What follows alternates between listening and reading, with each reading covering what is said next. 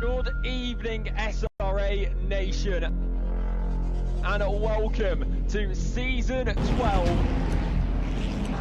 Today is going to be a new challenge, aside from being sand for. We're racing on the surface of the sun, apparently. Heading down towards the main start line. Maximizing that track just behind, that's exactly what we were talking about, that one corner. So critical to your lap time, you have to send it. This is the apex curving there by a little bit. Everybody's now bunched up and you do not want that. Rewind now at the end of Sector 1 in the spot you really don't want to, but the fight's not over. Still there on the inside, and the McLaren's still not going to give the place up. And we're off and away for SRA. That is right, ladies and gentlemen, welcome back to the Sim Racing Alliance GT3 Team Series. This week takes us down under to Mount Panorama for the 6th race of this 13th season of the GT3 Team Series. I'm your host, Philip Mueller. Thank you all for having me. Joining me in the booth, as always, it's Donovan Colton. Welcome, sir. Thank you. Yeah, I'm excited for tonight. This is a really fun track and can provide some really interesting races. So yeah, looking forward to it tonight. Absolutely. So we are missing out on Mr. Mac Morgan this week, taking the week off. His voice is a little shot, but hopefully he's joining us in the chat. Mac Morgan, press 1 in the chat, please. All the other viewers out there on YouTube, thank you for joining us, either watching live or in the recording. Qualifying will be starting in just a second. Assettocorsacompetizione. The servers are being a little weird tonight, so we might need some extra time just getting things up and running.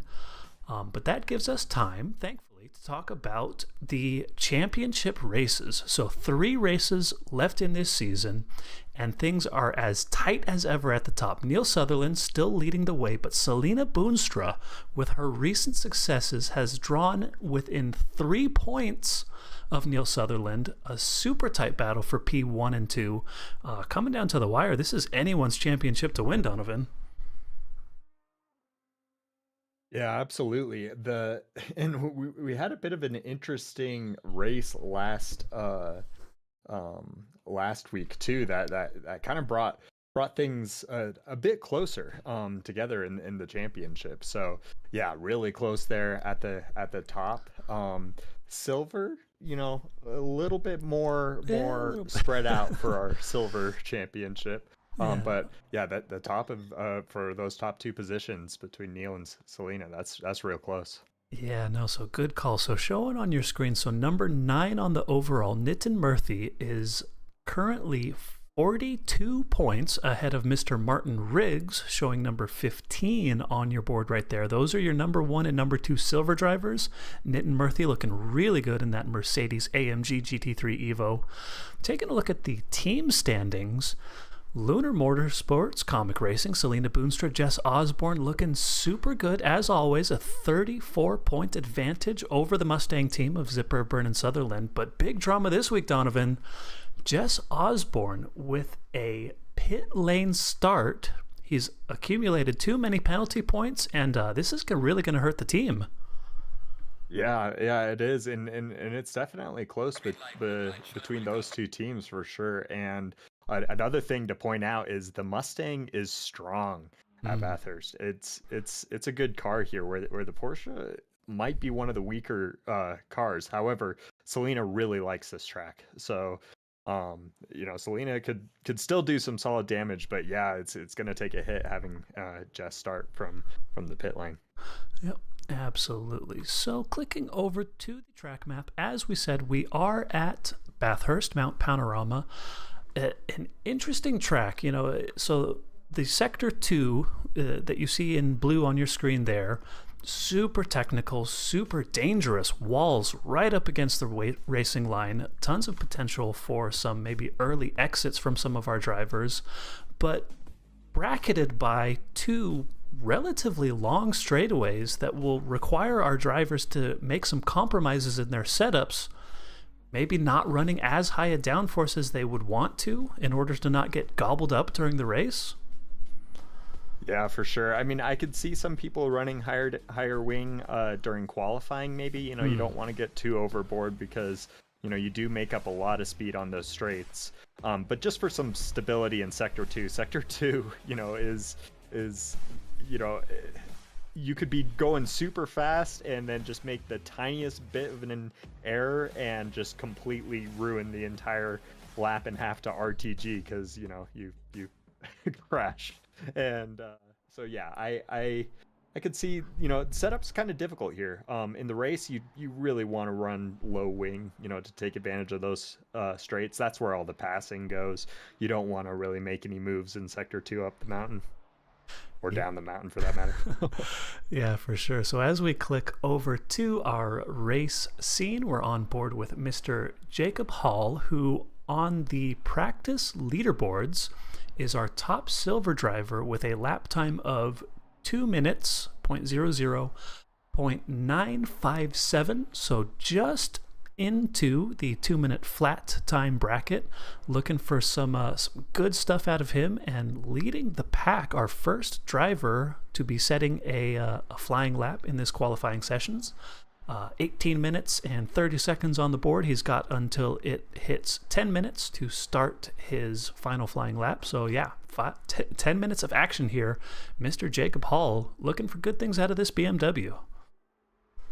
Yeah, there's a couple. I mean, Bathurst it's an interesting track. You've got specialists here that kind of come out of nowhere. I know there's some drivers, like I know DJ Watts is really strong here, and he's in a very good car here as well, the Mustang. And so I mean, the Mustang with the right setup can hit up like about 290 on the Conrad straight. That's not fair. And yeah, so it's fast. And that's even with, the plus 20 that it's got. Another thing to point out here is obviously right now it's dark, and that, kind of adds another element to. Now, these drivers, likely most of them, I at least hope, have been practicing this week. And so so they knew that in quali it was going to start dark. We're going to be sunrise during the race, but yeah, that adds a layer of complexity through here. I mean, you could see it's even just hard to see here. I mean, for me personally, yeah, I mean, right here, this kind of shows it, and you kind of just tunnel vision here, but it does add definitely a layer to complexity through the mountain. Yeah, no, spotting your braking points always a little bit more difficult in the dark, and on a track like this where visibility, you can't see more than 50 meters in front of your face anyways, because there's a turn and a wall right there. So you're kind of just like you said, yeah, I'm very focused. I can see what my headlights can see, and I'm just not gonna die. I'm not gonna die. I'm not gonna die coming down this mountain. Yeah, for sure. Yeah, and spotting your correct turn in, when you're going up the mountain, that's where, it's so important that you get your turn in correct, especially when you're in quali and you're taking most of it flat. It's tricky in the dark to do it all at the right time, but yeah, once you get some practice around, it ends up feeling familiar and everything. So hopefully these drivers are feeling comfortable in the dark. Yep. So Jacob Hall here, working his way through Sector 3 around this final left-hand turn onto the start-finish straight, going to be setting his first valid lap of this qualifying session at 202.280. Kind of just still getting the tires up to temperature. It's very cold at these settings. 4 a.m. in the server, which is about 17 degrees Celsius, very cold. So yeah, that first lap kind of just getting everything up to temperature, and now we get to push. Yeah, and we're gonna see a big disparity, I think, between silver and gold this time around, because gold will have an optimum track. I think about halfway through the golds, it should switch to optimum, and so yeah, I think we're gonna see that number come down relatively quickly. But yeah, I think the golds will definitely have quite an advantage. Yeah, no, definitely. So our silver drivers being out first, starting on a fast track. Hopefully, I actually don't know if it will go optimum while they are out on track during their 10 minutes. You would hope so that they can have a kind of a final shot at competing with the golds. Otherwise, that's just kind of an unfair advantage. Yeah, I think during the practice race, even the gold started on a or in that case, the upper division started on fast still. I think it took a little while now.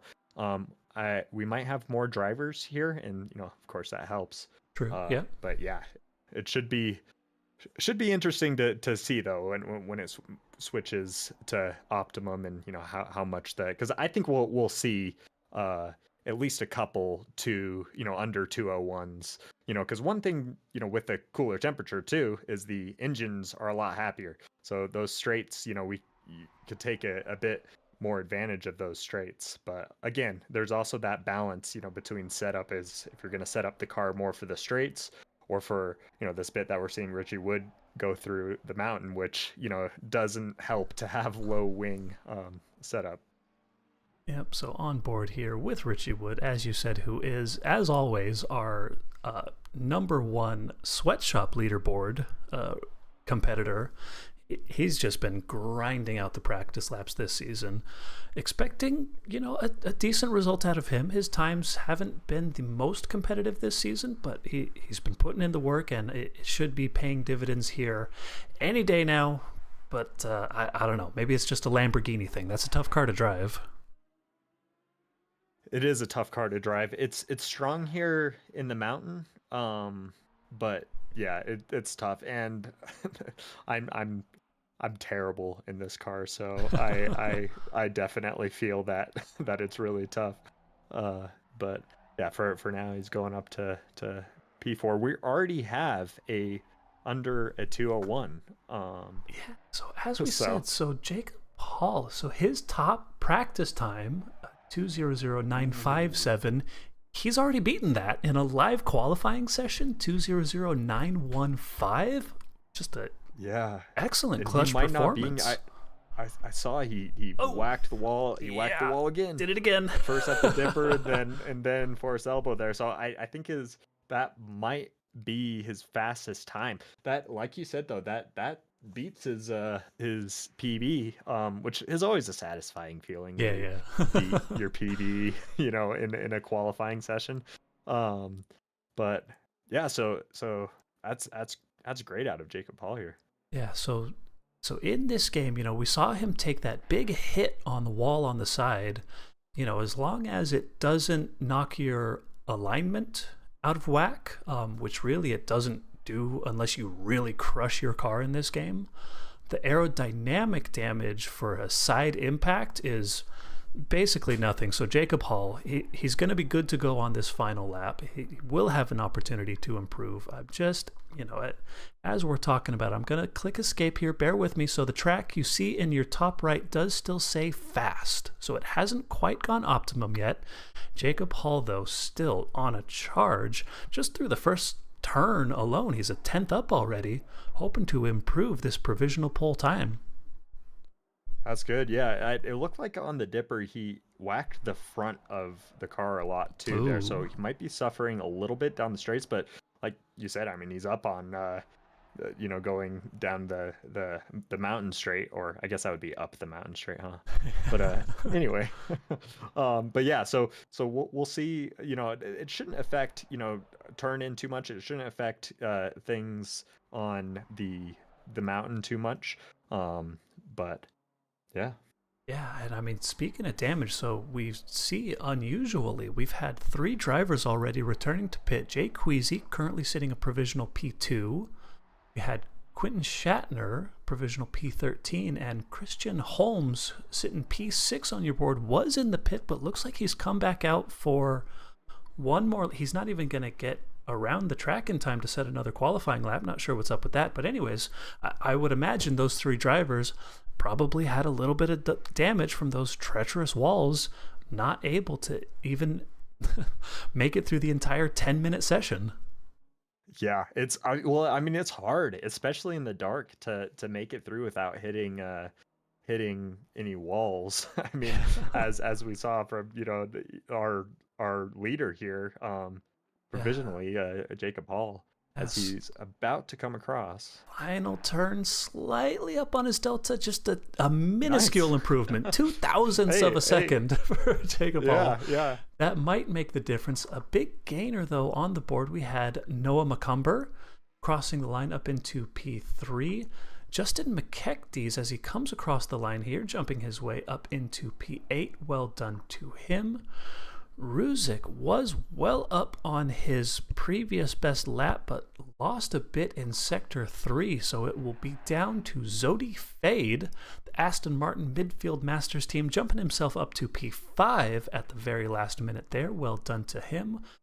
Couple drivers left out on track. Cockcroft apparently practicing his pit entry, no better time than now. Got Mr. Jason Yaron, who was up. He was up 7/10, but you saw just the tail end of a slide there coming out of the final turn. Throws it all away, still P14, and vulnerable now to Kevin Anderson and the Lamborghini Raiders. Number 983 Lamborghini, who does make that improvement and pips Jeremy Yaron for P14. Tough luck there to our beloved Ferrari 488 representative.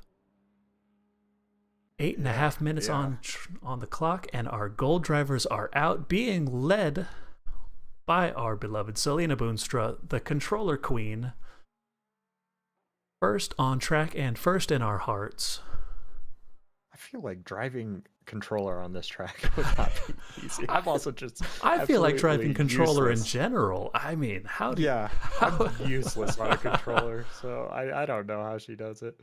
But she just coming around to start her first starting her first lap. So push and escape here. So the track is now optimum. So our gold drivers will have a huge advantage over their silver competitors. Let's take a quick jump over on this first lap. We've got some love in the chat for our TC8 boys. This is Mr. Wilder Vargas, who on the practice leaderboard has the top time of all D3 drivers, a 2-minute 0.00.377 on the practice leaderboard, which I mean, I hate to say it, Donovan, this man is faster than both you and I. I know, yeah. He's so good. How is he that fast? that time is the 31st fastest time, Jeez. sorted by unique drivers. So yeah, that's fast. That's very fast. So we will see. I want to say he won the practice race yesterday Oh, as wow. well. That's always a good sign when a driver is doing the practice races, because driving around on a practice server in a relatively empty server, nobody on track, being in a lobby with 30 different people, it's a different experience. Yeah. And one thing I want to point out is some people going like, because Selena right ahead of Wilder. Wilder is the second driver to be setting a hot lap time, yet we have drivers ahead of them. I was confused by that as well. So number 42 on track, DJ Watts, was it's late getting out on track. Yeah, and that is on purpose. They're going to be a little bit close. They have to be careful not to be impeding Selena at all here. She's on a hot lap, and she's right now up on DJ Watts. Yeah, that's close. That's really close. I mean, we've been warned in the drivers' briefings about that, but yeah, cutting it close there. Yeah, they definitely cut it close. Well, I think the thought process here is, on this track, pretty much no matter what time you go out, you will only have 4 push laps, unless you wait way too long. So even if you go out right at the beginning, you won't be getting that extra lap there. So the kind of thought process is, waiting a little bit, because especially with it so cold, the best time on the track, just because it says optimum right now doesn't mean that it won't get faster. So True, they're kind of looking to get the final bit that you could possibly get, but looks like some of these drivers might have waited just a little bit too long. Yeah, and so Wilder Vargas, with his first flying lap, was top, just got pipped by Sean Leach, who tells me I've been pronouncing his name wrong for the past 3 seasons. No big deal there. We also have to give him a special shout out this evening, because he is the new apparent title sponsor for Donovan, you and I's favorite track, the Nordschleife. He's representing now. Awesome. Yeah, gotta give extra shout out for that then. Yeah, but I noticed because watching the 12-hour Bathurst, there was Brandon Leach driving the 12-hour Bathurst IRL. And that's right. So Yeah.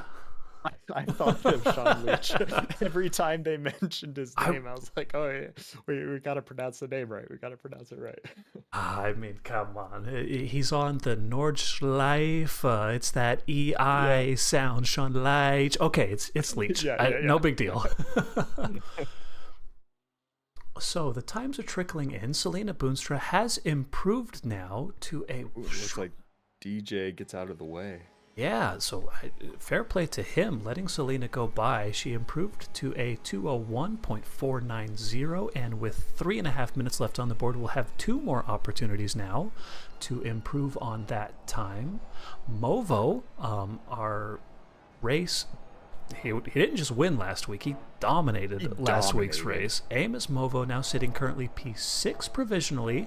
On the practice leaderboards, he was the second best D3 time behind Wilder Vargas. So as always, we need to keep an eye out for Mr. Amos Movo. Fast as ever. The track being optimum now, you would imagine, of course, it's going to have the potential for some slightly faster times, but I've noticed my teammate, for example, he's been doing all of his setup kind of tuning on a fast track. When it goes optimum, just kind of the way the balance of the car changes, you wouldn't believe it, but he's actually faster on a fast track. I do believe it, because I've set my PB on a fast track, and I've noticed it's that same thing. So it's like, you kind of have to balance, if you're a silver or a gold driver, what you're setting up for. And if you're a gold driver, it makes it a little bit harder. You have to join a server that's as busy as it can be, and then wait until the very end, and then you have a very short window on the the amount, or that you could make changes to your setup. But yeah, and it seems Movo there going up to P2, still a 10th.5 behind Jacob Hall. I mean, that time was fantastic from Jacob Hall. Absolutely. One opportunity left for Mr. Amos Movo. We'll see if he can make an improvement. Selena Boonstra coming across the line, not making any improvement on that last lap, but again has one more opportunity. Same for Vargas and Leach. Sorry. I'll get it eventually. That's so close. Derek Stack in the Naysayers Madhouse Racing Mustang. Currently a provisional P8 out of him. Coming across the line, roaring up this front straight for his final qualifying lap. Got some times trickling in. So Schmitzer, a name we have not seen too much of this season. P4 provisional, a 201.242. Fantastic lap out of him. Yeah, that is a good lap. I'm trying to look down the board. So we've got just championship implications. Neil Sutherland not able to set any sort of lap yet. Currently sitting P21, but about 0.8 up on his previous best lap as he comes down this long straight through sector 3. Super fast right-hand kink, the fastest turn in the game if I'm not mistaken. Little bit of curb on the inside of that left-hander. You don't want to touch that for fear of unsettling the car, and indeed he's losing time on the Delta.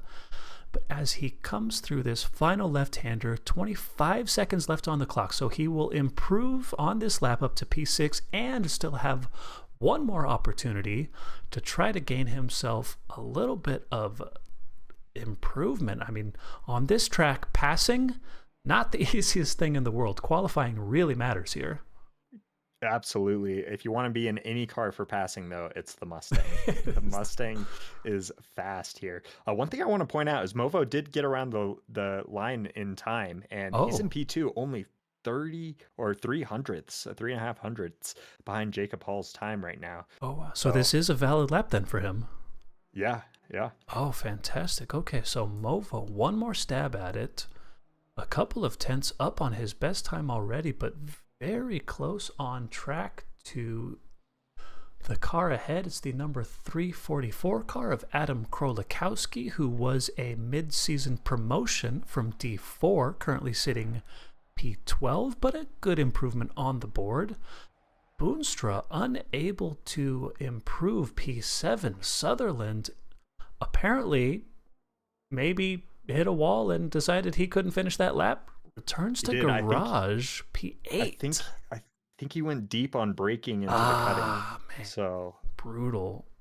Sean Leach here, P11, but a 3-ish tenths improvement potentially on the board as he comes across the line, improves his way up to P5. Excellent clutch performance out of him. So our final driver on track as we lost Krolikowski, Amos Movo, the man who destroyed the pack at Zandvoort, as he comes older. So the other Z track is the other older. Z-track. I apologize. 0.3 of a second, the improvement currently on the board for him. Well done, keeping it nice and tidy through this sector 3, deep into the braking zone of the final turn, and a massive improvement. A 2-minute point, 6.72. Pole position again. Amos Movo, congratulations. Yeah, it was worth the making everyone wait for that last lap. Definitely worth waiting for. So, as we wait for our drivers to filter into the race session, get their setups ready to go, get their tires set up, we're looking here at our supporters, sponsors, and title sponsors. As I mentioned, Mr. Sean Leach taking over ownership of the Nordschleife time trial server. Hey, my name's on there. It's been 3 seasons, but Jason Allen finally sorted me out. He said, hey, you have to link your Patreon to your Discord. Because, of course, in this day and age, every website needs to be connected to every other account you have. Anyways, I'm not salty about it. We're going to kick it over to Mr. Jay Queasy for our sponsor read. A huge thank you to our SRA sponsors and title sponsors for supporting us here at SRA, as well as support from Documise, a modern business solution for product management. Go to documise.com to learn more today. And support from Retro Saga, a North American-based gaming company that provides accessories for your favourite classic systems, including Nintendo, Sega, PlayStation, and much more. Enhance your retro gaming experience today at retrosaga.ca. And a big thank you to our affiliates, Track Racer. Experience redefined gaming with Track Racer's high-quality sim rigs and accessories. Use code SRATE at checkout to support us. Armamentario, a toolbox for ACC that will enhance your chance to win. Enjoy a fully customizable and enhanced HUD to change the way you experience ACC. AT3D Sim Shop. Upgrade your sim racing experience today with premium 3D printed accessories featuring precision crafted magnetic shifters, sleek cable management solutions, versatile stream deck mounts, and immersive dashboard displays. Their innovative designs enhance performance and style, elevate every lap with top-tier quality and craftsmanship at at3d.net. Go Setups, premium esports setups for everybody. Use our affiliate link on our Discord and take your drive to the next level. Castle and Cauldron, a home-based crafting business specializing in handmade Harry Potter, Fantastic Beasts and Fairy World collectibles. Magic wands, potions, mini dioramas, wall decor, costumery, cosplay, and much more. Castle and Cauldron is where crafting meets the magical. Visit facebook.com/Castle Cauldron. And from KP Concepts, your source for custom automotive renderings, graphic design, and printing. We spend countless hours making you look all good for the spectacle. Check out kpconcepts.com for more. All right, so the voice you just heard was Mr. Jay Queasy, taking the time, spending the countless hours to help out the production, doing the sponsor read for us. P3 on the grid, I feel like we didn't get the opportunity to sing this man's praises enough. So some inside information, he actually only fueled for 4 laps, which is why we saw him returning to garage a little bit early. But I mean, hey, the confidence to say, hey, I don't need that many attempts. I'm P3 on the grid with only, 3 flying laps?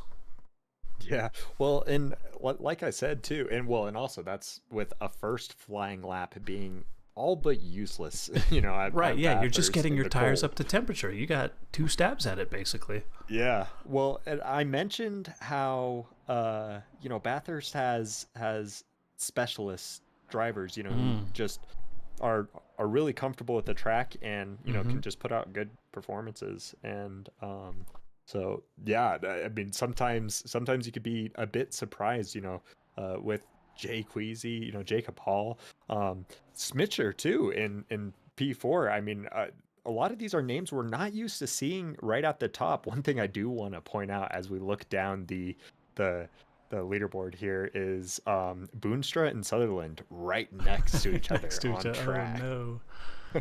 Could not write it better. Yeah, so that is the championship battle, both for our individual and for our teams. So Boonstra Sutherland, Zipper Burn, the other Mustang in the team championship. Of course, we mentioned Jess Osborne with the brutal pit lane start. Had a couple other penalties. We might as well talk about it. We got time. Our other TC8 McLaren, Pablo Ferrer, perhaps a name to look out for, had a qualifying ban, but this man I know is fast everywhere, so he should be, I would expect, working his way up the grid pretty quickly in that pretty... I mean, the McLaren in a straight line, it's pretty slippery. Yeah, absolutely. And yeah, it's really good here on the right wing setup for sure. Yeah, I know it can run where... super low wing, right? Oh yeah. I think you could run like 0 wing. I don't think anybody but like the aliens do that. I'm pretty sure most McLaren drivers run around 2 wing, but but still very low. They were hitting like 186 during the practice race, I think, down the Conrad Straight here. So it's still very fast. So on two wings, still not as fast in a straight line as the Mustang, is what you're saying. Okay, got it. Nope. Nope. Mustang's definitely the fastest. Granted, that was on race fuel. I think on quali fuel, it's a bit faster, of course. I think the Mustang tops out at about 287, 288 on race fuel. Okay, so yeah, so Wilder Vargas, like you said, had success in the practice race, fastest on the practice leaderboard, P13. So shout out to everybody who probably picked him in the Adam Santana Pick D's weekly competition. P13 is not the place you want to see that beautiful green and black McLaren starting. Yeah, it's a bit of a surprise, but it also just goes to show how difficult it is to put a lap in. Yeah, definitely. So, coming around our final turn on to the start-finish straight, waiting for the green flag to drop. Green light, go, go, go. And away we go. Already on our screen, we see Mr. Samuel Cortez, a drive-through penalty, presumably for being out of his starting position. Our driver's doing well, keeping it together side by side through turn one. No drama just yet. Well done. 3 wide there. You see below. That's DJ Watts getting a little fighty with Ren Aoki in the BMW on the left. Doing well, looking up ahead. Movo was able to get clear of Jacob Hall. Queasy right on his tail. A tight battle coming into our second sector here for the first time. Looking at our mini-map, everybody doing well to keep it single file coming through our second sector here. Well done to our T3 drivers. Yeah, this is amazing so far. I mean, very, very clean. I see a little yellow back there, but everybody's moving. Yeah, I saw it also. There was a 3 wide going into turn one. I think Selena was involved, and that ironed itself out. So, 3 wides are dangerous here. This is a very dangerous track. So, but yeah, everybody single file through the mountain. No major issues, it looks like. It's clean. It's a bit of a stark difference to the recent in real life 12-hour start. So Queasy right on the tail of Hall, Boonstra right on the tail of Sean Leach. Super tight battle as we come down this back straight. Just nothing separating these two cars. Leach, will he need to go defensive into this left-hander? No, feeling confident. No dive bomb from the Porsche behind. A little bit further back, we got Colin Shea. That's Samuel Cortez ahead of him, who has that drive-through penalty. We'll see if he'll serve it at the first possible opportunity. He does. So Samuel Cortez coming in to serve his drive-through right away. We've got Wilder Vargas, still P13. Sutherland right up on the tail of Noah McCumber, looking to make an improvement. So despite starting on the grid right behind Selena Boonstra, losing a couple positions. Actually, no, I would say it the other way. Selena Boonstra gained a couple positions, passing McCumber and Sullivan and putting a little bit of distance between herself and her championship rival Sullivan. Well, those two drivers, but separating them, those were the drivers that Selena was 3 wide with. Oh. So Selena just getting a monster start and able to make up some very crucial positions for getting points in this. It's hard to pass here, especially in the Porsche. So that is, that was a very well done start there to Selena to get those passes so early on. So this battle at the front here, you're looking on screen. This is P3, 4, 5, and 6. Queasy, Schmitzer, Leach, and Boonstra. Super tight coming up and over Skyline. Nothing separating them. You saw behind as well, that was McCumber on Sullivan. We got Sully in the Blockbuster Mustang. P7 and 8 in a little bit of a scrap themselves. We've got some yellow flags up and over the top. That was Nitin RTG. Murthy, who was our silver championship leader getting into a bit of trouble at the top of the mountain. He was running in about P27-ish. What? And as he comes up over Skyline just by himself. Oh, wow. That's an interesting one. Yeah, the Just rear the rear end gets end going loose. out. Yeah. On braking. That is a tricky spot to brake. There's a bump there that can be really challenging to get around it. So we're going side by side here into turn 1. Mustang there going a bit deep there from Jack Sullivan. It's going to hold on to that position. Macomber now under pressure from Sutherland behind. Porsche looking like it's getting bullied a bit here, surrounded by 3 other Mustangs on your screen. Yeah, that is not what you want to see when you're in a Porsche at all. The Mustangs are fierce here. Yeah, some more side-by-side. Right. Oh, Martin Riggs the livery. I didn't sync liveries, and we've got a beautiful carbon fiber black car for Martin Riggs. I apologize. I'll get it sorted for next week. But he was side-by-side for a second with Christian Holmes, who makes a mistake. This is not where you want to be side by side through here. Yeah, no, despite the bobble, Riggs unable to capitalize. And yeah, a little bit of wall contact. Justin McKechnie's right up on the tail. But yeah, I mean, unable to make anything happen despite Holmes clearly struggling coming up sector 2 here. Yeah, and all of this creating a huge gap in oh, front of the them, Yaron brother! Oh, that's Jeremy Yaron.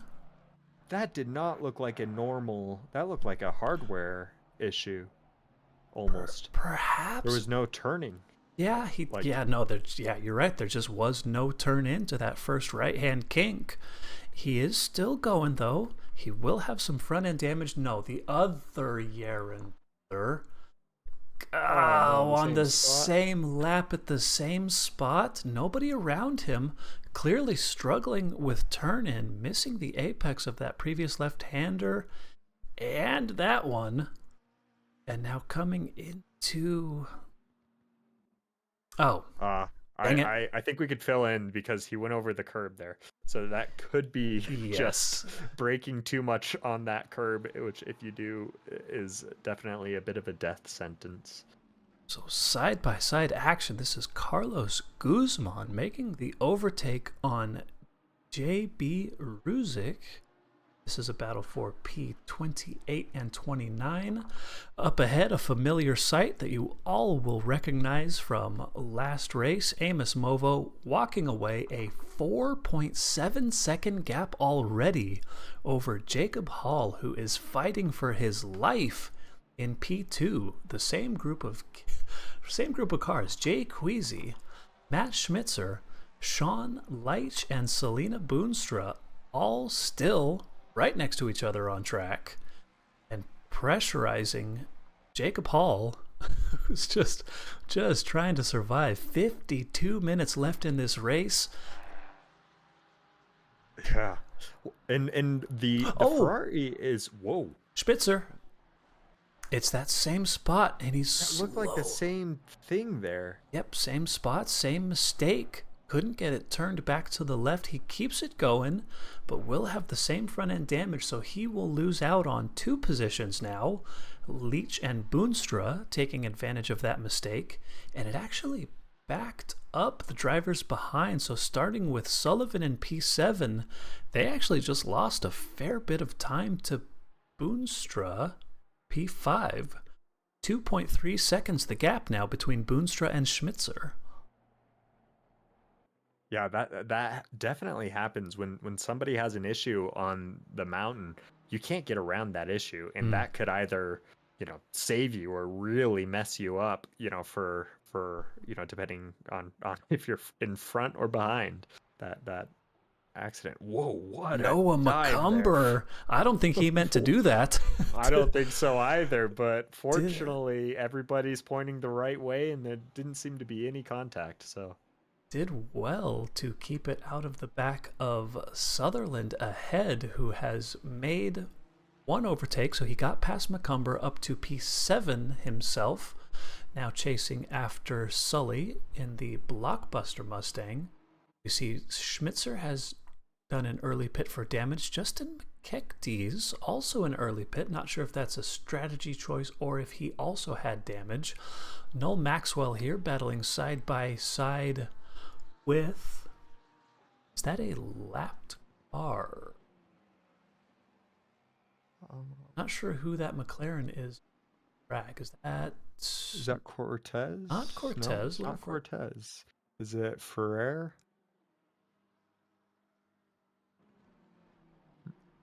No. No. There's one. We're missing. It was Wilder Vargas, who was Vargas. P13. Something has happened now. P19.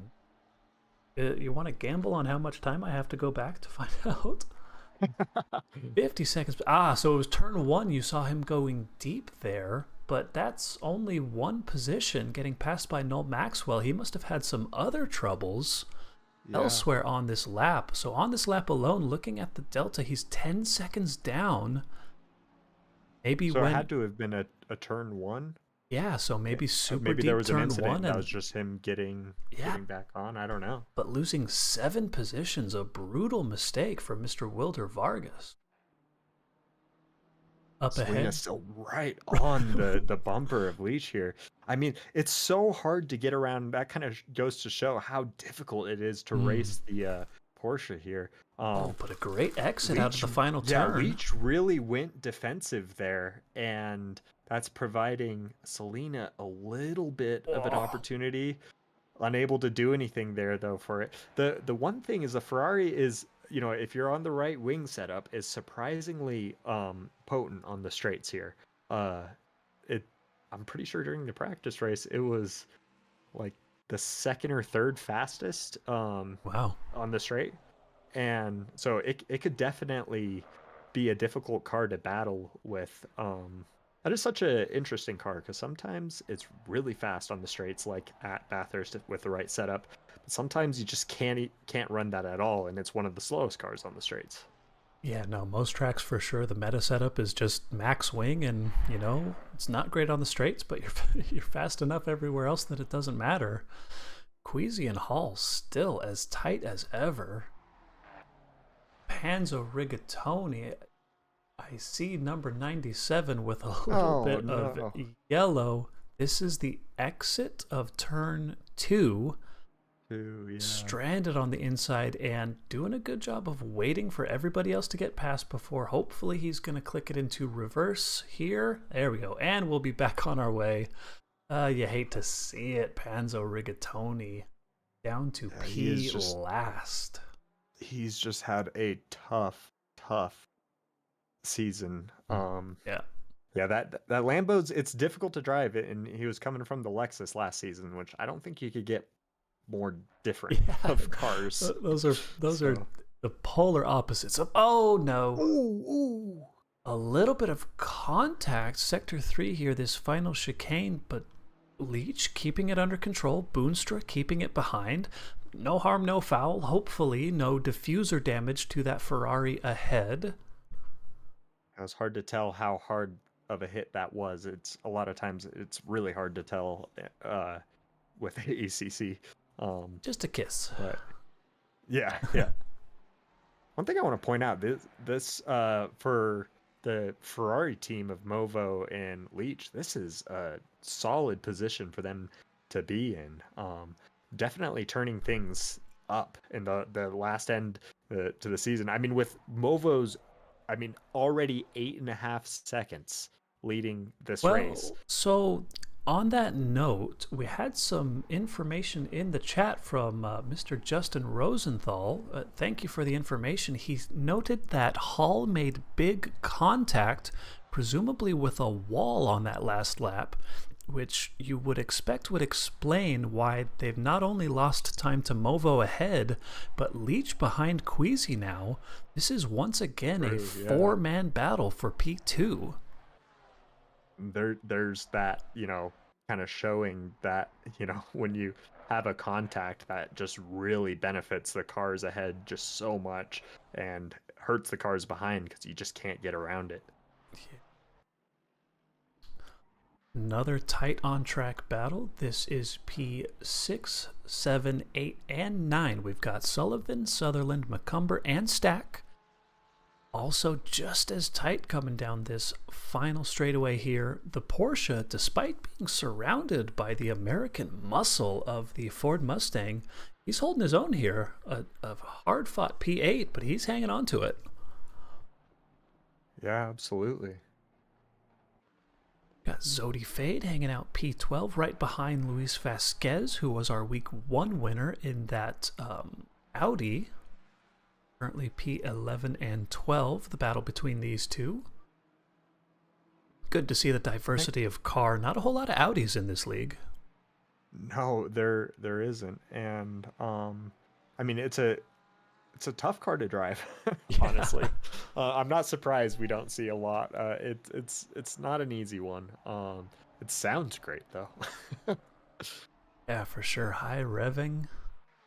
One thing I noticed is we got Wilder Vargas pitted and is coming out, but we're side by side here for P2. Jay Queasy on the outside, wanting to hold it. Oh, and that's going to leave him an opportunity for Sean Leach and Selena Boonstra. Oh, but this left-hand kink. Leach making it happen around Hall. Boonstra making contact with Hall. Both drivers into the wall. Hall spun. Oh, that was brutal. And that Hall was brutal. Returns to garage. So side by side, Boonstra trying to make it happen past Hall. That fast left-hand kink, maybe just not the place to do it. It'll be I don't know. It was so hard to see with the tree there exactly what happened, but yeah, that could be just seeing, you know, the disrupt happen in front of you, then, you know, Leach making it around, and Selena just thinking, man, I'm gonna follow through. But yeah, difficult. So now Selena's going to be dealing with some damage, which could make this pass on Leach harder. However, for the team the of D5 Sean Leach misplacements team, yeah, absolutely sitting pretty right now. We had another P1 and 2. RTG. Who was that? Pablo Ferrer. Something happening with him as well. I'm going to try to do This a is not quick the day replay. for the TC8 racing team. Up and over Skyline, right up behind that Aston Martin. And just a little bit loose. Immediately returning to garage to avoid, the contact with that BMW who was right behind. So yeah, the mountain is unforgiving. P3 drivers. Yeah. So Jay Queasy went from P3 to P5 in all of that drama, but hopefully, I mean, he did have a little bit of front end contact with Hall after the spin. Hopefully not affecting his top speed too much, doing well to keep it ahead of Sutherland up that front straight. Oh, but the Mustang looking racy on the exit of turn 1. Another yellow flag up at the top. That Schmitzer is trying to get it. Oh, Oh man, barely gets a lot it of back to RTGs garage. here. Wow. I mean, Oh and my gosh. honestly, that's smart. You know, the amount of time Yeah. it would take to get that thing straightened out. There was drivers coming up on him. Yeah, sometimes returning to garage is just the smartest option to avoid further contact with your competitors. Yeah, it costs you a lot of time, but sometimes that time is worth it, you know, to when the potential is a giant crash. So survival, the name of the game. Luis Vasquez, just by the fact that he has survived this long, has gotten himself up into P10 overall, right behind Adam Krolikowski in the Fine Structure Racing BMW, our D5 misplacements team. You can't even say your misplacements anymore. You're leading this race, P1 and 2 for Movo and Leach. Boonstra still hanging out right behind. That Porsche looking a little worse for wear on that front splitter. Not too much damage. I'd be curious to... Ooh, a little bit of curb there on the exit of the final turn. Yeah. Sutherland opting to pit at this 41-minute mark, a little bit over the curb of the pit entry. Yeah. Not sure how that will work out. I think we got told we're not allowed to do that. Chris Sweeney, some more drama on. Watch out for the rejoin. Wow. Trying to catch what happened here. So as he comes through this fast right-hand kink, he just misses his braking zone perhaps and goes a bit wide, but no damage. Didn't take anybody with him, so he'll lose a position or two. But hey, that's a good time to pit. I like it. Yep. Yep. So Sutherland. Point out. Oh, yeah. Sutherland into the pits from P7 or 8? Yes, I think P7. Going for a big undercut there. Or P6 even. Yeah, undercutting is a strong. We've seen some drivers, like one driver that comes to mind, and we could see a lot of drivers who have already pit. I don't believe all those are just repairing damage. Like I'm pretty sure now. I didn't see what happened with Jess, but Jess pit lane start joined the back of the field right at the beginning, but pit lap 1. Oh.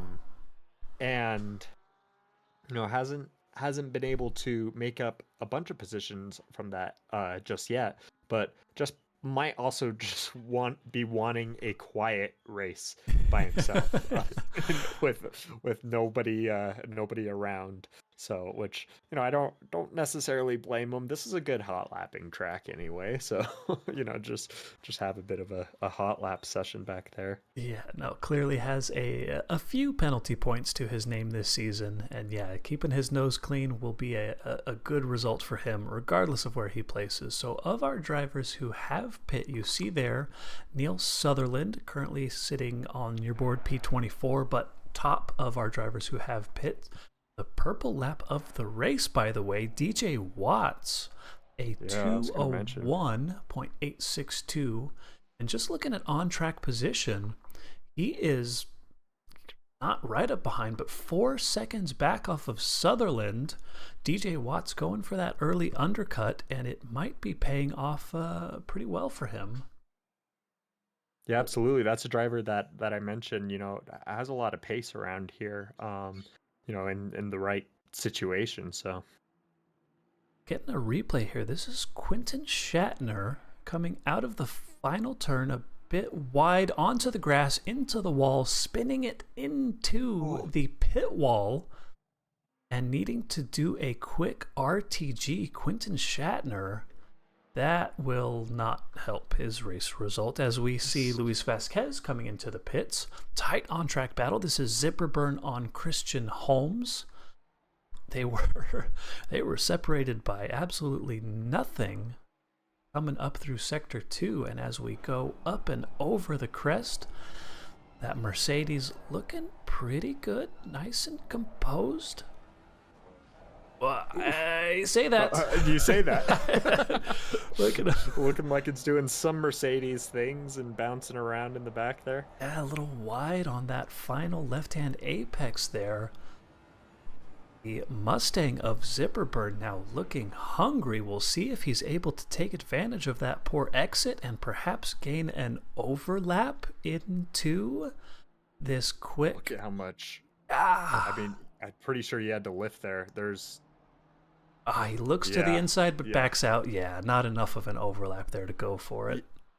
On a situation like that in the Mustang, you basically have to lift prior to the elbow to that, so you don't. Yeah, well, to be a little bit more patient, when you're going up there, because when you have to lift at the chase or on the right, that fast right-hander coming into the chase, that basically ruins the opportunity to get alongside for the braking zone. Right. So you have to think about it, a little farther back. If somebody's going deep there, just think, okay, I got to go a little patient on the gas here just to make it easier at the end. There you go. So, but thankfully for Zipperburn, all those concerns not anything to worry about anymore, as Holmes did come into the pits. We see the battle here. Guzman looking to the inside of Wood. I thought he was going to go for it there for a second, but wisely backing out. That turn 2 is not the best of overtaking opportunities, especially if you're not already completely side by side. As we saw with... speaking of that exact turn, so that is J.B. Ruzick. That was, I believe, Kevin Anderson ahead. So they survived. We'll see if a different camera angle... I mean, yeah, you said it, Donovan. There's a lot of trees in the way of the helicopter cam this race. So he pulls to the inside, tries to get a nose in, but... just a bit of a send there. Yeah, just not enough of an overlap. And Kevin Anderson slams the door shut and drives off into the sunset. Both drivers still going. So fair play to both of them. They live to fight another day.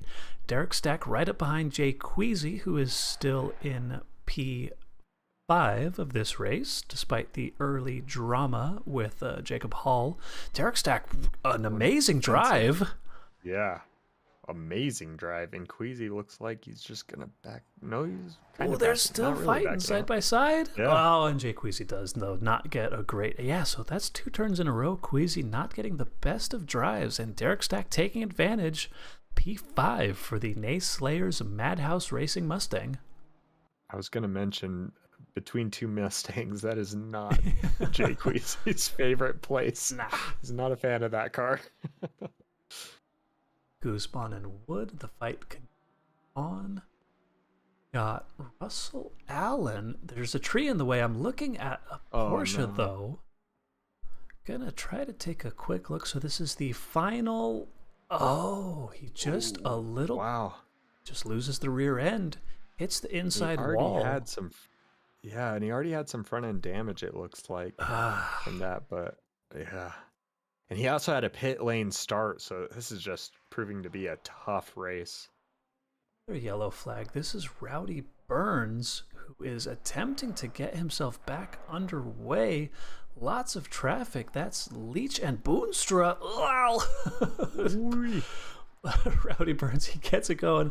That's one of those opportunities you would have considered an RTG, but Rowdy Burns gets it back up and going. He has already pit. So hopefully not too much damage. Otherwise, that's really going to be hurting his overall race. The hits keep on coming. We got Curtis Lee, P22, right up behind Martin Riggs. In that beautiful carbon black Ghost Rider Racing Lamborghini. This is a battle for P21 and 22, though these drivers both have already done their 1 mandatory pit stop. So a big undercut out of both. We'll see how everything shakes out.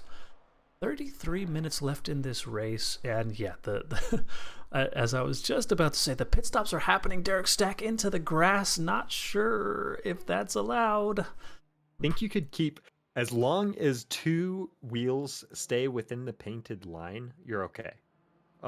But 2 wheels need to stay within the painted line. If they touch that painted line, then it's a warning +5. Maybe I read that pit lane channel wrong. They changed it on Monday. They changed it on. That's good news, because that's a really difficult pit lane entry if you're trying to do it strictly. Yeah, and that was after my practice for pit lane, of course. Hot on-track battle. Ren Aoki looking up the inside of Null Maxwell coming into turn 2, backing out of it wisely. Backing out. It's very smart from Ren Aoki there. Yeah, that I mean, as we've seen, turn 2 is really deceptive because it looks like, it feels like it's a lot slower than it is, but it's a fast turn. It is really hard to take it too wide, that not, at least if it's not lap 1. Well, so and because of the camber, the advantage to the inside car, you don't want to be on the outside of that turn, or you're going to wash out wide into that wall. Absolutely. And then when you're on the inside too, it's very easy to outbrake yourself and push the outside car wide, as we just saw there. Speak of the devil, who That was the Yeah, number that was basically 27 car exactly of what I was Martin saying. Riggs, who's Martin Riggs. just muscled his way past Yeah. Noah McCumber. So McCumber had made his one mandatory pit stop, came out of the pit lane in front of Martin Riggs, and perhaps with cold tires, McCumber was vulnerable to Riggs, who just said, "Nah, excuse me, I'm coming through." Yeah. Whoa. That's Jason Yaron in the other Holiday Inn Ferrari 488. Super just getting slow up over the mountain and swallowed getting up passed here. by everybody. Was there an initial incident that led to him I think there was just a bit of a drift here. missing the apex? Yep, A bit of right a drift. there, drift. A little bit Yep. of a wall contact, but not too bad, so there won't be too much damage. Just maybe loss of a couple positions down to P23 we're showing on the board from about P19. So I think 4 positions lost for Jason Yaron because of that just one innocent little bubble. Yeah. Christian Holmes looking to take advantage as well. I think we saw Holmes was one of our early return to garage incidents. I think that was his teammate. Oh, that's right. I'm sorry. That was Murphy. Murphy. You're right. It looks like Yaron just goes into the pits there, which is a good time when after something like that happens. It's also exactly halfway in the race. So Yep, so we had overtake. I missed it. It was earlier. It was Queasy getting passed by Sullivan. So, whoa, but then Sullivan making a mistake, almost losing the position back to Queasy. He did lose the position back. Wait, so that was the pass because Sullivan was okay. ahead. There But you wait, go. No, Yeah, Queasy's ahead now. that Yeah. was the pass. That was the Okay, pass. that Yeah, was yeah, because Sullivan was one of the. It's a little weird on the screen, so we'll have to wait for them to maybe cross the net. Yeah, there it goes. They crossed the timing lane and the board on the left update. So Queasy P4 now, taking advantage of the Sullivan mistake, gaining a little ground back after running in P3 for the first part of this race. DJ Watts on Derek Stack, still tight as ever. Boonstra still keeping it up right on the tail of Sean Leach. So keeping it tight. 29 minutes left in this race. I would be curious who's going to flinch first and go for this pit stop. Speak of the devil, Jack Sullivan. Yeah. We'll have to keep Again, an a smart time to pit. You know, when something wrong happens, that's a good time to pit on a track like this, because when you lose your focus, it could be just very devastating really quickly. Yeah, And so there you go. Just that's a good time to kind of chill. You know, sometimes take a I like breather. yeah, sometimes I treat pit stops as just a time to, like, you know, close my eyes, just breathe for a second, you know. So DJ Watts, fast on track, getting a little bit of love in the chat, right up behind Derek Stack. Of our drivers who have pit, we've got the 3 Mustangs you see, Sutherland, Stack, and Watts. Sullivan is now leaving the pit lane, but you see on screen, so he's going to lose a position to Sutherland and Stack and Watts. Vasquez as well coming past. That's Colin Shea. Colin Shea, as yeah. well going on past. Sullivan will, though, be able to fight off. That's Curtis Lee in the other Love of Lexus Mustang. So this is now P13 for Jack Sullivan, provisionally after pit stops. Wow, that's a good indication there of kind of where everybody was on track. And how strong the undercut is. Yeah. Here. Very strong. Oh, our race of, leader. we got Movo. Yeah, that's interesting. Amos Movo finally into the pits. Honestly, I'm surprised that Leach and Boonstra haven't pit at this point of the race. I would have expected one of them to pit over Movo. Movo, I'm pretty sure, was 15 and a half seconds last I checked. Yeah, about, yeah. Yeah, and however, I mean, right now it's actually, I mean, we're well over halfway in the race, but I'm just surprised these two especially are going out so long. We have Jay Queasy and Krolikowski there pitting as well, and then Guzman as well. So, I mean, really, aside from Ruzik, it's just these two. So we've got to see at least one of them come into the pits. Yeah, surely. Maybe Sean Leach just wanted to stay out on track to get that one lap lead on the board, padding the stats a little bit here. Screenshot. There you go. I'm P1, Mom. Yeah. Mom, get the camera. So TJ Watts still right up behind Derek Stack. We'll have to keep an eye. So Amos Movo has long since left the pits. Checking out track position. Amos Movo versus Sutherland. Yeah, wow. So that's the 518 car who just crosses the timing line for Sector 2. Well ahead of Neil Sutherland. Pit from, I mean, he was P7-ish at the time he pit. I think so, yeah. Extra, just as tight as Guzman and Krolikowski as well. Pretty tight on-track battles. Just not a whole lot of overtaking opportunities. As these drivers come through Sector 3, we'll see. This is the opportunity. Will they dive into the pits? Sean Leach.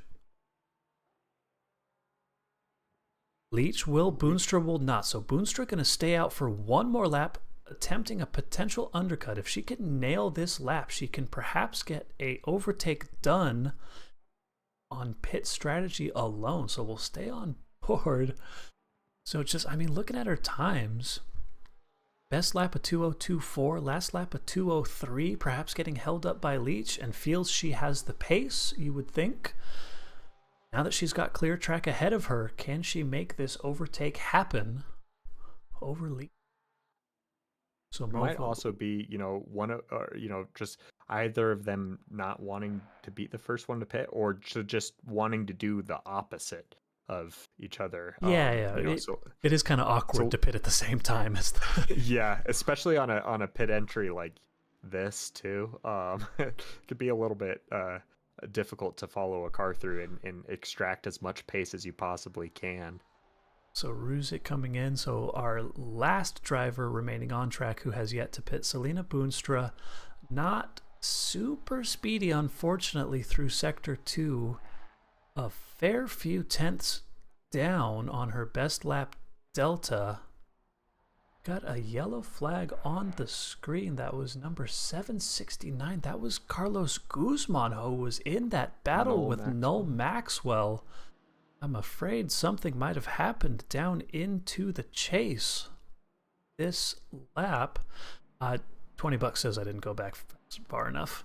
We do see him diving to the inside, not even enough of an overlap to make that move happen, unfortunately. That was very far back. Ouch. So Leach coming out in net P2 still, so he's able to stay ahead of Neil Sutherland.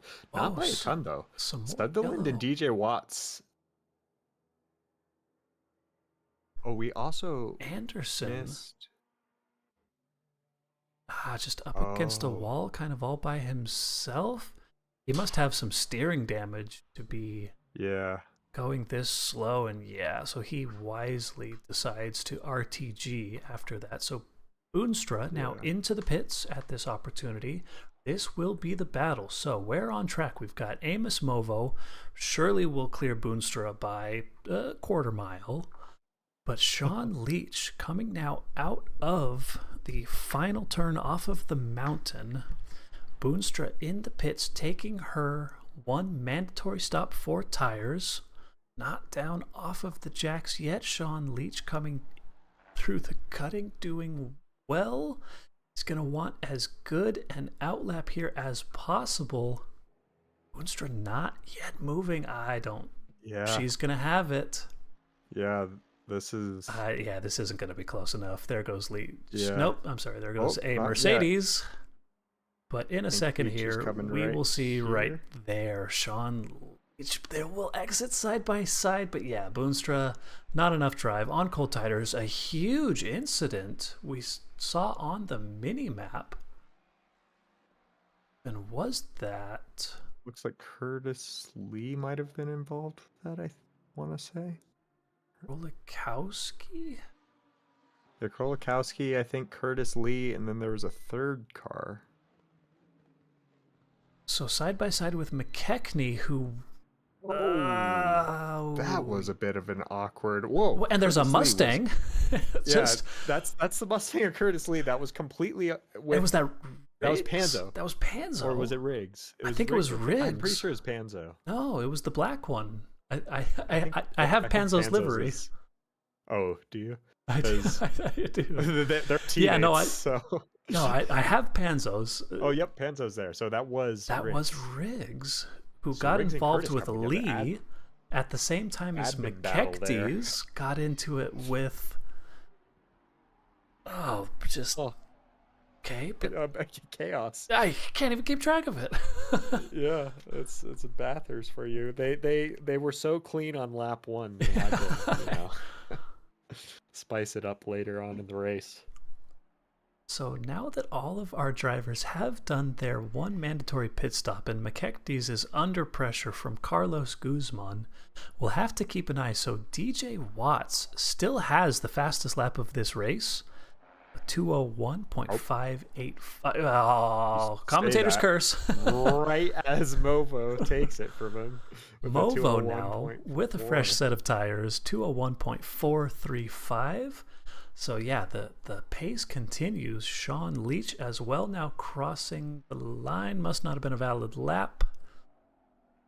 Still showing a 202.5. So Boonstra still right ahead. She'll have 1 lap fresher tires. Not sure that's going to be enough of a difference to have any impact on this race, but we'll keep an eye on them. Sullivan, what is going on here? That's the... Sullivan has heavy damage to that front of the Mustang, and he's dropped down a ton of places.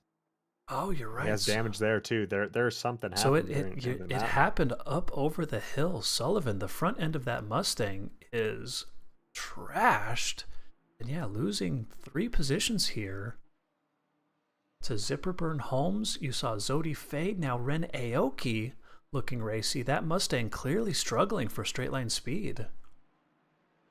Whoop, as Aoki goes wide and will have to give up the position. He'll get him on the back straight, you would assume.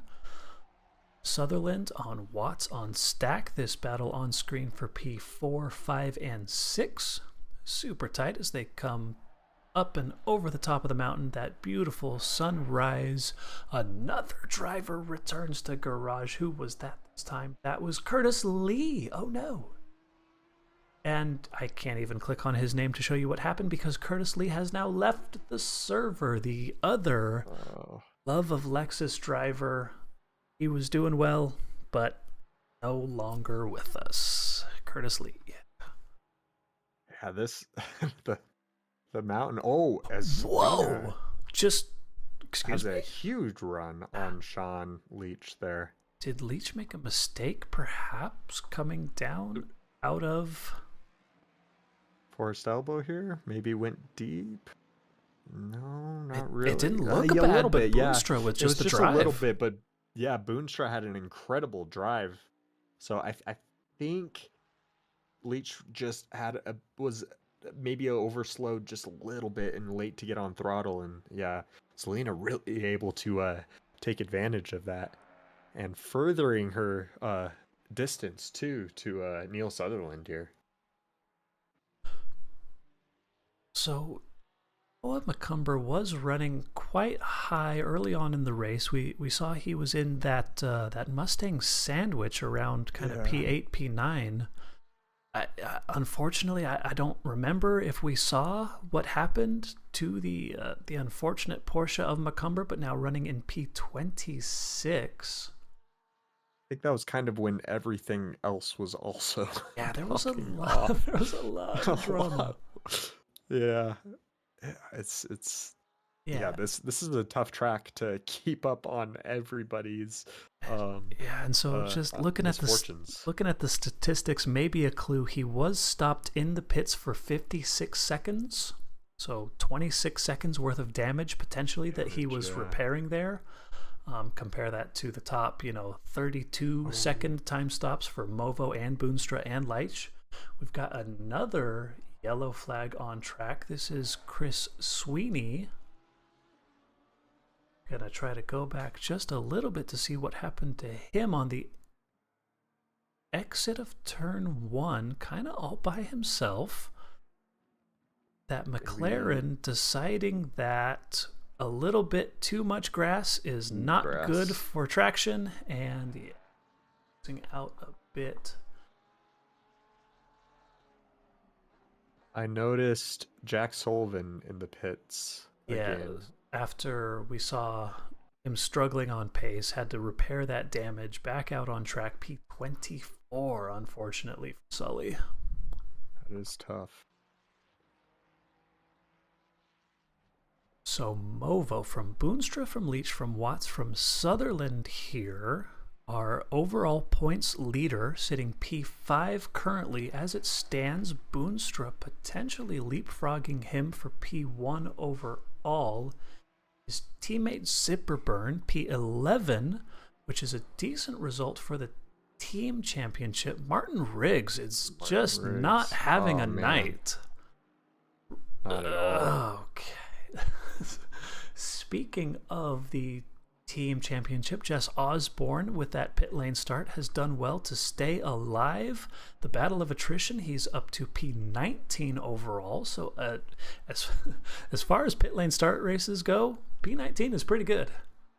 Yeah, pit lane start, lap 1 pit. I mean, his rear tires are probably going to start hurting a bit, which unfortunately, which I don't think was his goal, but he's got a lot of cars around him now. So, that could prove to be a little bit difficult in these final 15 minutes or so. Yeah, but, I mean, tires in this game are designed to last at least an hour-long stint, so it shouldn't be impossible for Jess to keep this together. Especially at this temperature, it's still pretty cool. I think it's only like 18 or 19 right now, probably 19. But putting you to the test. It's 20. 20. That was close. But still, it's not too hot, where that's where the, Porsche struggles with that rear, wear there. But wow, Sutherland looking racy on Watts. Watts having to go defensive into this final turn. Sutherland looking around the outside, but surely Watts. He just hooks it up around the outside. Not the best of drive. This is 3 Mustangs, 3 wide down the start-finish straight. Watts on stack on Sutherland. Sutherland again going to make the attempt around the outside. Excellent racing here from Sutherland. I think he's got this. Into this next right-hander, he's going to have the inside line with all the camber.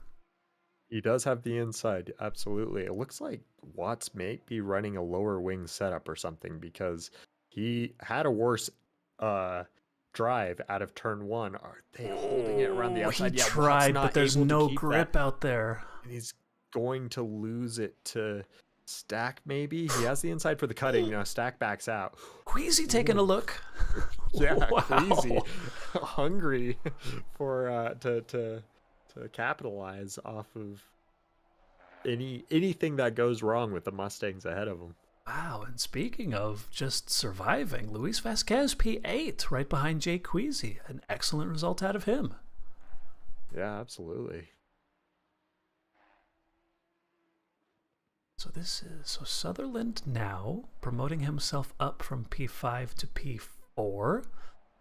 Looking hungry for points. The gap ahead to Sean Leach is 5 seconds, which with 12 minutes left in this race might be a bit too much to overcome. But you never know. Anything can happen over this mountain. Movo, we haven't seen too much of him. 21 seconds, the gap between Movo and Boonstra. Very reminiscent of 2 weeks ago at Zolder, because those were the top 2 finishes, and Movo was 20 some seconds ahead. You'd think with Movo's performance last 2 races that he'd be leading the championship. He's right now running 6th in the championship. This is some serious pace in the second half of the season. I've mentioned, I've been kind of talking him up. He's been putting in a lot of work. He's been hanging out with a lot of the D1 guys. He's been getting lots of tips and tricks. He's been putting in a ton of practice. So it makes sense, his pace increase over this season. But yeah, no, I mean he definitely went to the Anton Rushevich school of, listen, I'm not a sandbagger. I just work harder than the rest of you guys, and that's why I'm fast. That's Amos Movo to me this season. He started out slow, but he has been doing amazingly well these past races. Absolutely. Well, and you'll never guess who he hangs out with most. I wonder. Mr. Rushevich D1 himself. Yeah. So yeah, this battle here. So DJ Watts, despite losing P4 to Sutherland, not going down without a fight, still right up behind that greenish yellow and purple Mustang, up and over the top here. Just nothing separating these two cars. 10.5 minutes left in this race, which, considering Movo's position on track, if he can cross the line before 10 minutes and, 5, 6, 7 seconds, maybe 6 laps left in this race? 10 and 8 seconds. It'll be close.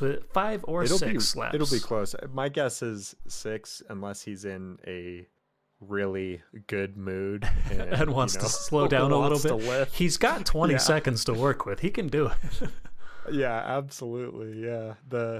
And I know some cars are actually close on fuel, making it an hour. Like the Mustang, I think, has to take 120 liters. Wow. Granted, I think that is Zodi fade onto the grass. Is he able to get it stopped in time? Wide, no. Hits the curb. Both Astons are wide.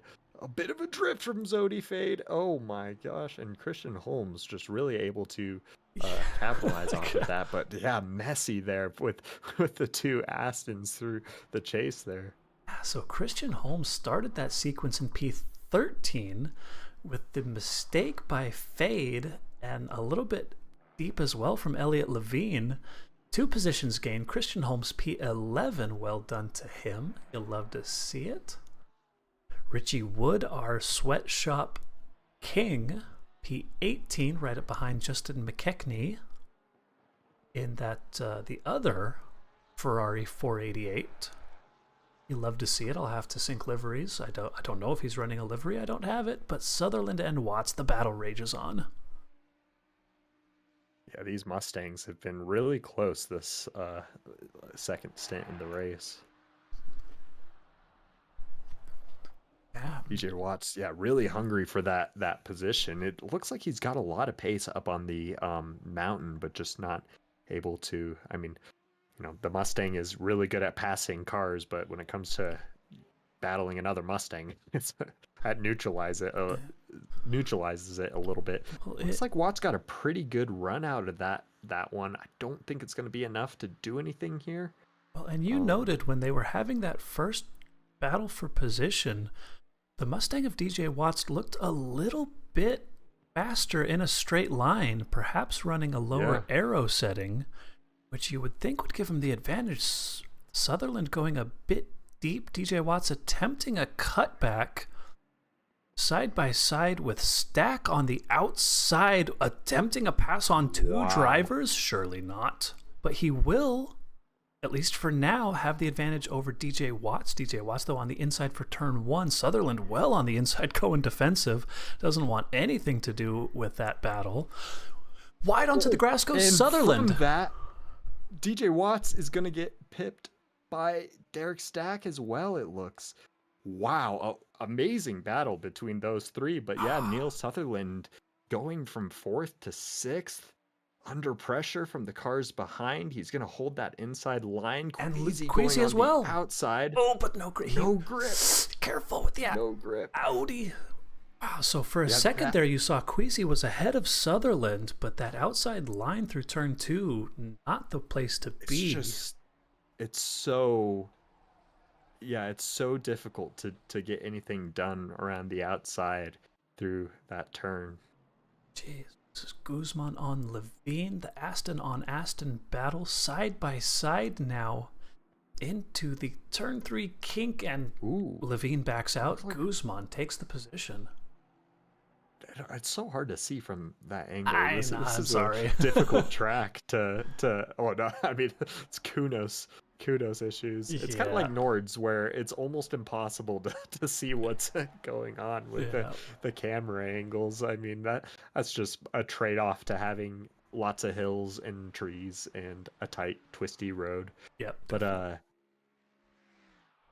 yeah.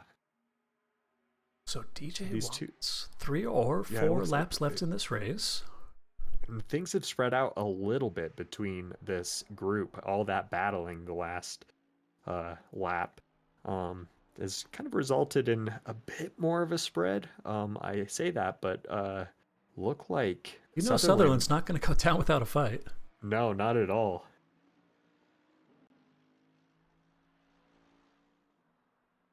So Queasy right up on Vasquez, who got maybe not the best drive out of the final turn. Not enough of a straight for Queasy to get an overlap, so Luis Vasquez maintains P7 wide onto the grass. Very wide. That will affect his drive, and Queasy says, thank you very much. P7 regained for Jay Queasy.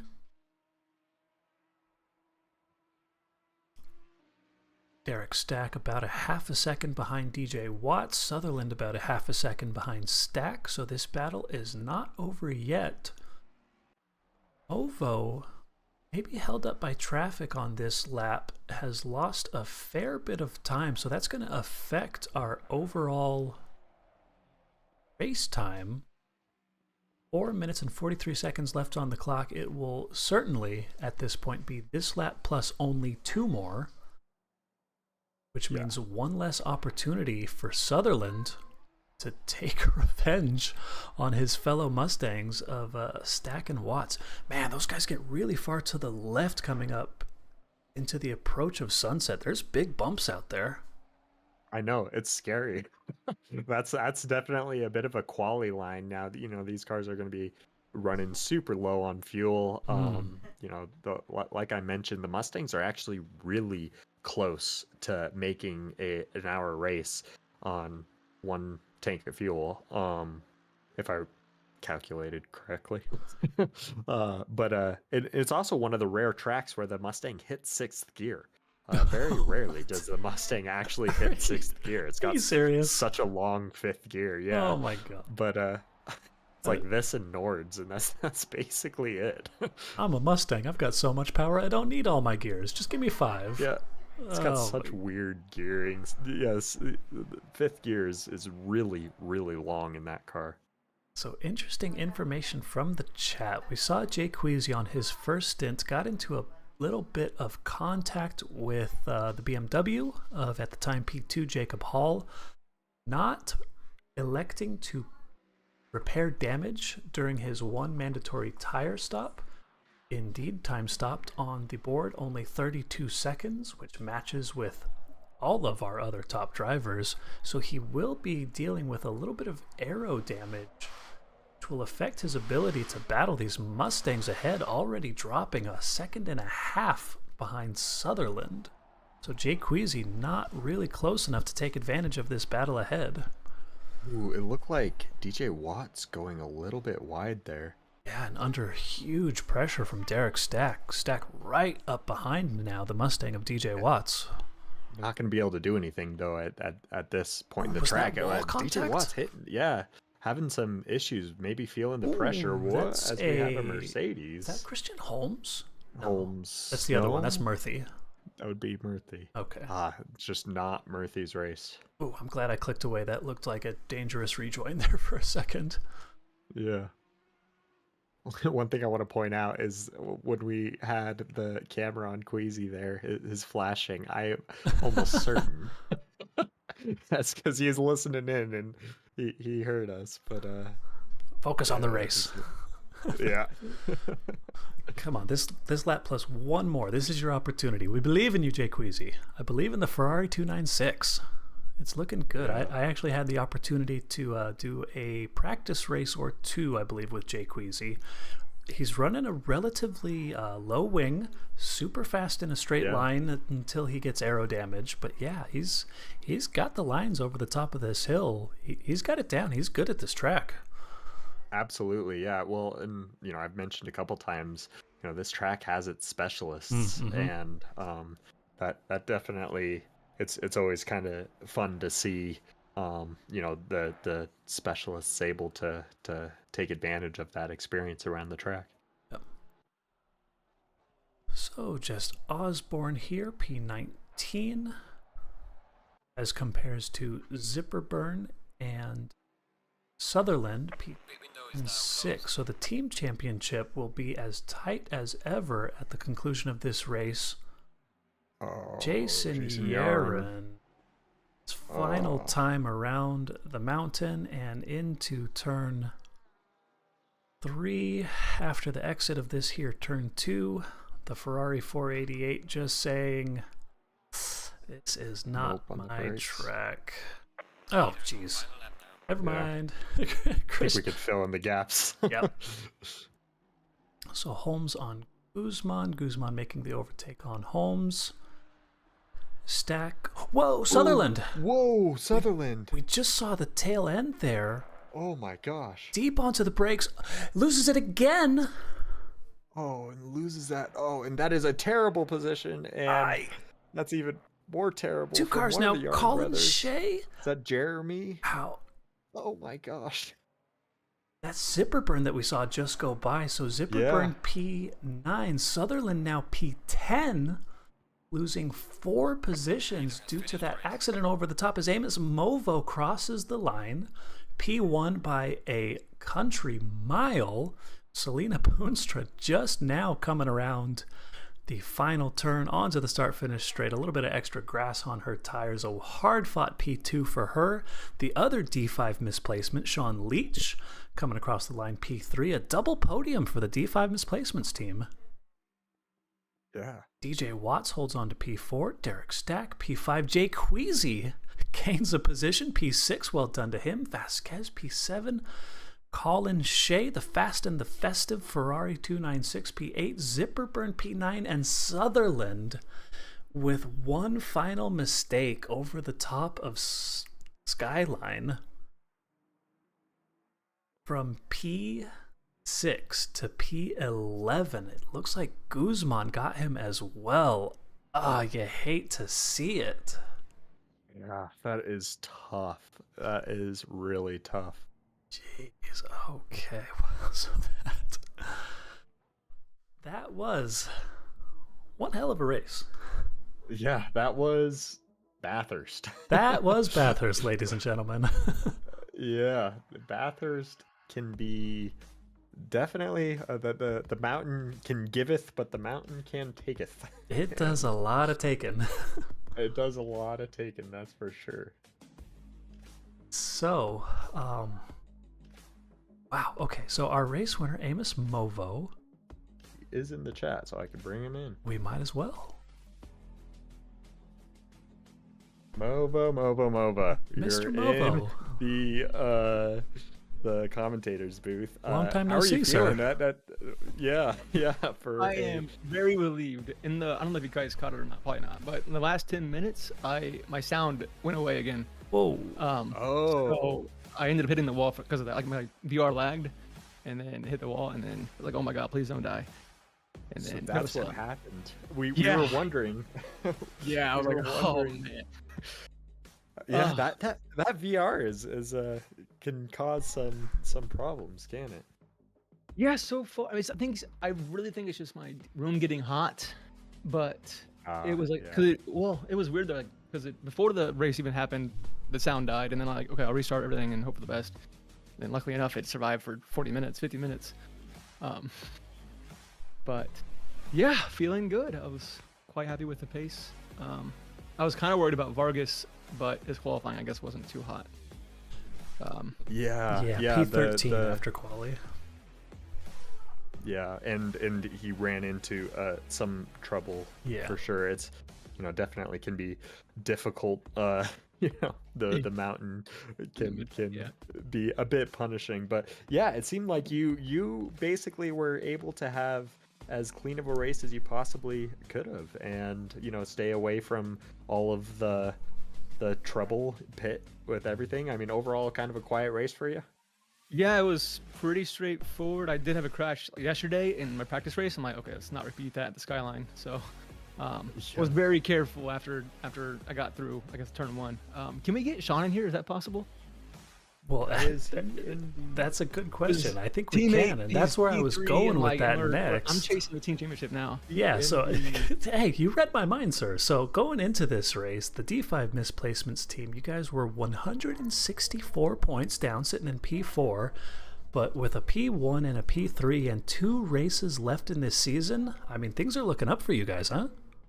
Dude, it was definitely on the radar. I'm like, definitely in the first start of the season, I was not as focused as I should have been with the team series or team championship. But with Jess having a pit stop, like a pit start, whatever, this this week, I'm like, there's a little bit of hope actually, and I guess it kind of found some pace. So there might be some hope to actually get this team championship. Yeah, no. So you know what? Let's pull in Sean here. Yeah, so I was gonna say Sean Leach here. We're pulling you into the booth with Movo, because we've we're having a bit of a shakeup in the standings. So we wanted to get your thoughts on everything and thoughts on that race. So how are you feeling about all this? Oh, pretty good. I think that's about as good of a result as I could have hoped for. Yeah. Well, it was a pretty strong. It was a good battle between you and Selena. That was definitely entertaining battle there. And the pit stop working out well. You guys both went quite long there on the pit stop. What was the kind of thought process behind that? Yeah, well, I mean, I usually try to go long if I can, just because it means not being a blue flag when you come out. But tell me about it. Oof. Yeah, I just I was losing too much time trying to defend her, and so I figured I'd go ahead and pull in, and then she just had the pace on me in the second stint. Yeah, for sure. Yeah, she has a lot of time around here. So yeah, back to the championship though. You guys are definitely have a chance to bring in something here to this championship if you could keep making finishes like these. Where did Jess finish? P19. Jess finished P19. Oh man, okay. Yeah, so Jess Osborne, not a great race. Sutherland had that late bobble, and so did Sullivan, had some late damage. So the 3 teams ahead of you, not the greatest results. This is an opportunity. Let's go, Sean. Let's go. Right on. We're chasing it. We'll see what happens though. Gonna have to change the name. D2 misplacements. There you go. Oh man, the allegations. But all right, anyway, so yeah, huge congrats to both of you on the double podium finish, the win for Movo. Any final thoughts before we send you back to the D3 race review? Anything from you, Sean? What do you got? Yeah, I mean, just thanks to you guys for covering the races. You've been doing a great job, and I love watching the streams afterwards. Absolutely. Awesome. Thank you guys. Awesome. Shout out to OBDA, obviously, of course, and then GG to teammate Sean, and all the others that have helped through pace-wise. Awesome. Alrighty, well, congrats, guys. I'll send you back to the race review. Thank you.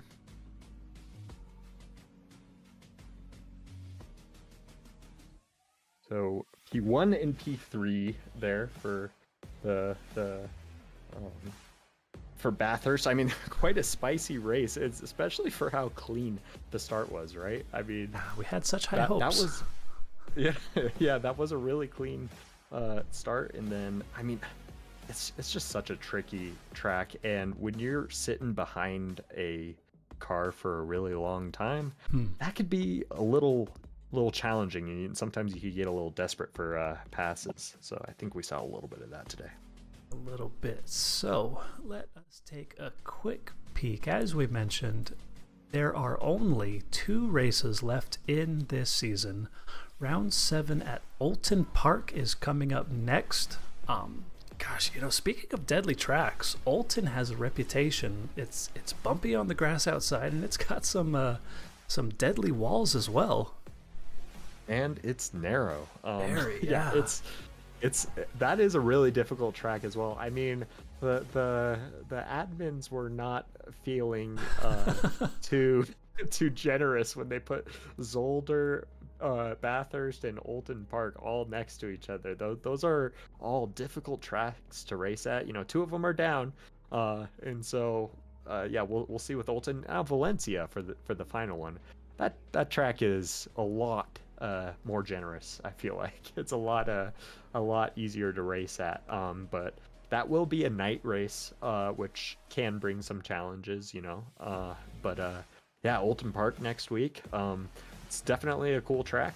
I'm curious to see how that one goes for sure. Yep. So, thank you all, people on YouTube, either watching live in the chat. We had a lot of great trackside reporting going on in the chat today. Thank you everybody watching the VOD. You will be joining us next week, same channel, same time, for round 7 of Oulton Park. We will see you all then.